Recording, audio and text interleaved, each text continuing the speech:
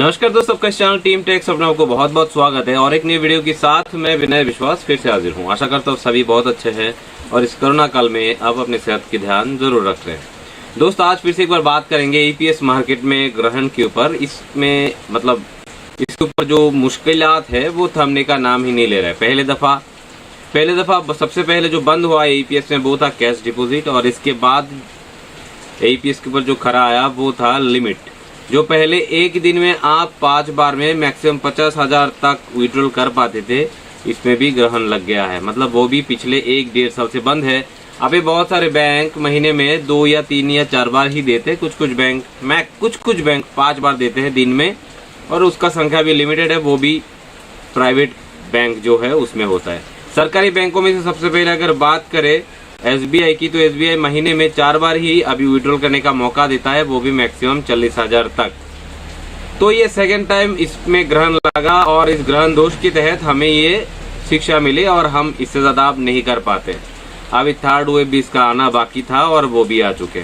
जिस तरह से corona first wave second wave के बाद अभी थर्ड वेव भी आना शुरू कर दिया और बहुत जल्दी आएगा, उसी तरह से एईपीएस फर्स्ट वेव में चला गया कैश डिपॉजिट, और इसके बाद एईपीएस सेकेंड वेव में एईपीएस की विड्रॉल में लग गया लिमिट। अब इसके बाद जो ग्रहण लगा इसमें अभी एईपीएस पूरी तरह से बंद होने की कगार पे आ चुके हैं। मतलब कुछ बैंक अपना एईपीएस बंद करने ही वाला है और कुछ ने एईपीएस बंद कर दिया। अब इस समय में पता चलेगा अगले समय पे कि कौन कौन सी बैंक एईपीएस में ट्रांजेक्शन करना बंद कर सकता है। फिलहाल तो एक बैंक का एईपीएस ऑलमोस्ट बंद हो चुका है और इस वीडियो के माध्यम से आप इस नाम को भी जान जाएंगे। कुछ दिन हरियाणा में नूह बोल की एक जगह है और इसके साथ साथ और 1-2 एरिया में एईपीएस की धोखाधड़ी काफी मतलब बहुत लंबे चौड़े से चल रहा था, और इसके चलते चलते मामला इतना गंभीर हुआ कि नेशनल इन्वेस्टिगेशन एजेंसी के पास मामला पहुंच गया। बैंक का नाम है सर्व हरियाणा ग्रामीण बैंक, जिसका इस प्रदेश में लगभग 665 ब्रांच चलता है। नंबर आपने सुना होगा, सर्व हरियाणा ग्रामीण बैंक, जिसका उस स्टेट में हरियाणा स्टेट में 665 ब्रांच है और सभी ब्रांचों में अभी एईपीएस के द्वारा लेन देन बंद है। ये चीज एक बात को जान लीजिएगा, आप जिस भी स्टेट में रहते हैं उस स्टेट का जो ग्रामीण बैंक होते हैं उसी के पास सबसे ज्यादा कस्टमर का एक्सेस होता है वृद्ध पेंशन वगैरह देने के लिए। सेम उसी तरह से हरियाणा में भी सबसे ज्यादा कस्टमर जो है, छोटे कस्टमर्स जो है, जो 1000, 2000, 3000 का ट्रांजेक्शन करते हैं, वो सबसे ज्यादा सर्व हरियाणा ग्रामीण बैंक का ही है। और पिछले 27 दिनों से एईपीएस का ट्रांजेक्शन बंद है। जब ये मामला सबको समझ में आया और साथ ही साथ न्यूज चैनल को भी आया, तब इसको कुछ न्यूज चैनल ने अपने संज्ञान में लिया कि क्या चल रहा है। तो वहां से पता चला कि कुछ धोखेधारों ने लोगों का फिंगरप्रिंट बना लिया है। जब कस्टमर पैसे उठाने के लिए आते हैं तो रबर या फिर कुछ चीजों से वो लोग उसके फिंगरप्रिंट का कॉपी कर देते थे और उसी से काफी दिन से विड्रॉल चल रहा था। और जाके जब लोगों को पता चला, उन्होंने बैंकों में कंप्लेंट किया।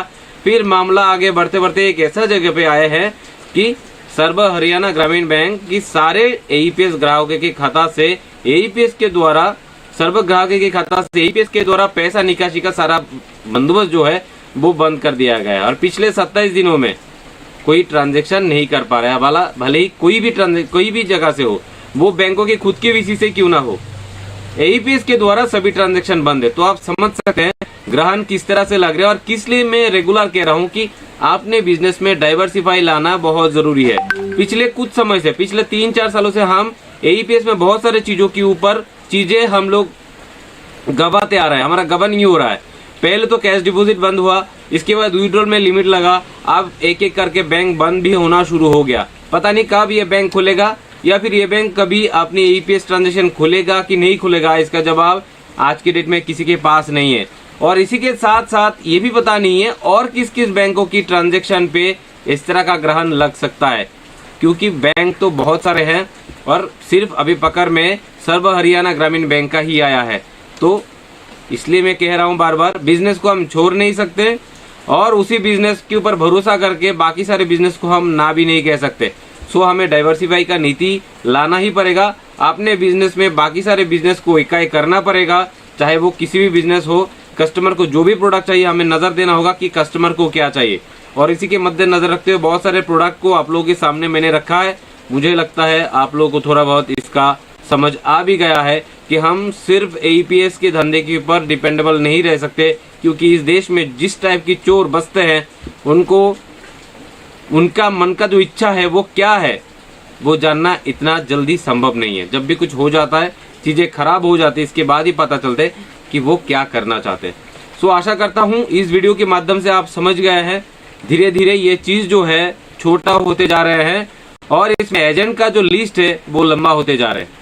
तो इससे मुझे जितना समझ में आता है और मुझे जो आपको समझाना है वो है कि अपनी बिजनेस में प्रोडक्टिविटी को ज़्यादा प्राधान्य दीजिए, कोशिश कीजिए और प्रोडक्ट का इसमें इंतजाम करें, क्योंकि एईपीएस का बिजनेस छोटा होते जा रहा है और मार्केट का एजेंट बड़े होते जा रहे हैं। सो इस वीडियो को अंत तक देखने के लिए बहुत बहुत धन्यवाद। जय हिंद, जय भारत।